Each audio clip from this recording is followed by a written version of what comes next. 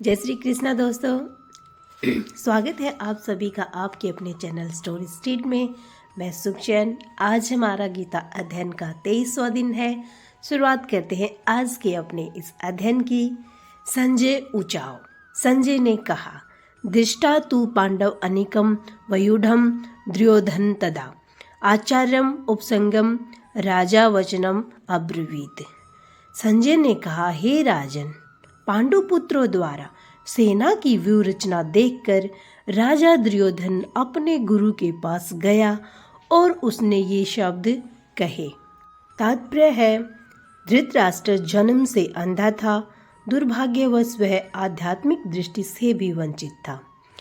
वह यह भी नहीं जानता था कि उसी के समान उसके पुत्र भी धर्म के मामले में अंधे हैं और उसे विश्वास था कि वे पांडवों के साथ कभी भी समझौता नहीं कर पाएंगे, क्योंकि पांचों पांडव जन्म से ही पवित्र थे। फिर भी उसे तीर्थ स्थान के प्रभाव के विषय में संदेह था। इसीलिए संजय युद्धभूमि की स्थिति के विषय में उसके प्रश्न के मंतव्य को समझ गया। अतः वह निराश राजा को प्रोत्साहित करना चाहता था। उसने उसे विश्वास दिलाया कि उसके पुत्र पवित्र स्थान के प्रभाव में आकर किसी प्रकार का समझौता करने नहीं जा रहे हैं। उसने राजा को बताया कि उसका पुत्र दुर्योधन पांडवों की सेना को देखकर तुरंत अपने सेनापति द्रोणाचार्य को वास्तविक स्थिति से अवगत कराने गया। यद्यपि दुर्योधन को राजा कहकर संबोधित किया गया है, तो भी स्थिति की गंभीरता के कारण उसे सेनापति के पास जाना पड़ा।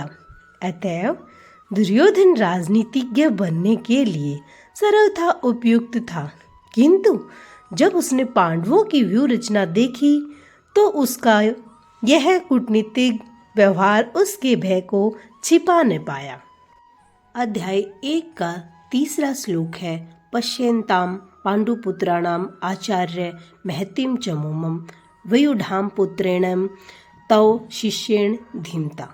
हे आचार्य, पांडुपुत्रों की विशाल सेना को देखे, जिसे आपके बुद्धिमान शिष्य द्रुपद के पुत्र ने इतने कौशल से व्यवस्थित किया है।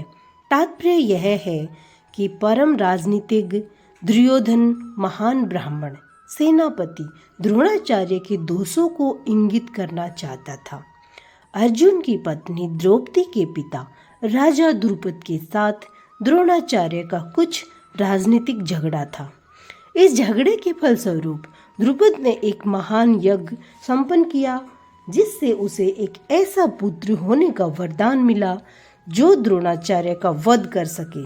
द्रोणाचार्य इसे भली भांति जानता था, किंतु जब द्रुपद का पुत्र धृष्टद्युम्न युद्ध शिक्षा के लिए उसको सौंपा गया, तो द्रोणाचार्य को उसे अपने सारे सैनिक रहस्य प्रदान करने में कोई झिझक नहीं हुई।